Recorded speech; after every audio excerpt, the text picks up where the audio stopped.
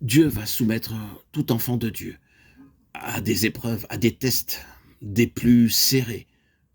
Toute profession de foi, toute attitude prise vis-à-vis de son message, toute relation nouée comportant un pas en avant de son côté, il veut se rendre compte si c'est quelque chose qui n'est qu'extérieur, de surface, une façade, ou bien si la chose s'est frayé un chemin au plus profond de notre vie et a plongé ses racines dans le sous-sol le plus intime de notre expérience. Vérité bien élémentaire en apparence, et pourtant, qui sait s'il ne se trouve pas justement quelqu'un dont les attaches religieuses sont toutes extérieures, ayant pour objet une chose chrétienne, une œuvre peut-être, ou un groupement religieux. Même si nous participons aux cantiques, aux messages donnés, aux prières, aux services, et en général aux diverses manifestations de la piété.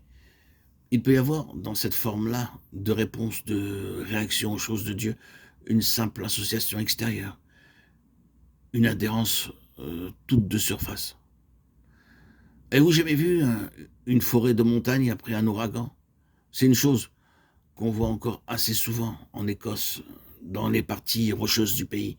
Des graines apportées par le vent se sont heurtées au flanc d'une montagne et se sont enfuies d'elles-mêmes dans le sol mince et léger.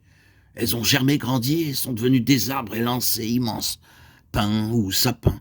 Leurs racines se sont étendues, recouvrant une surface considérable autour de chaque plante. Un jour, une tempête terrible survient. Si vous allez à la forêt, le lendemain, quel spectacle!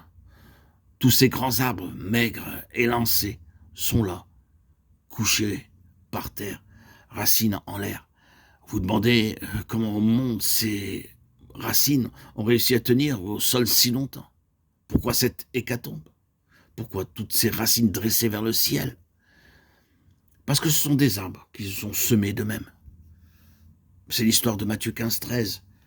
Un développement basé sur quelque chose de foncièrement personnel, une attitude spirituelle qui n'est que le fruit de la vie propre, qui a voulu limiter, circonscrire sa réaction aux choses de Dieu, faisant ses réserves de crainte de passer pour extrémiste ou fanatique, refusant de se singulariser, insistant en faveur de l'équilibre, voulant quelque chose qui soit sain à ses propres yeux.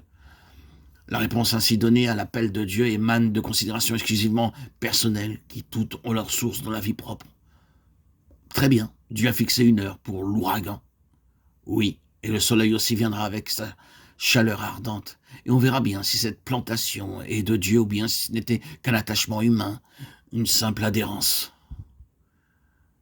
Qui sait s'il n'y en a pas quelques-uns qui adhèrent par l'extérieur à ce qui est de Dieu, mais qui ne sont pas dedans, enterrés, enracinés, qui ne sont pas en pleine terre en ce qui concerne les choses de Dieu.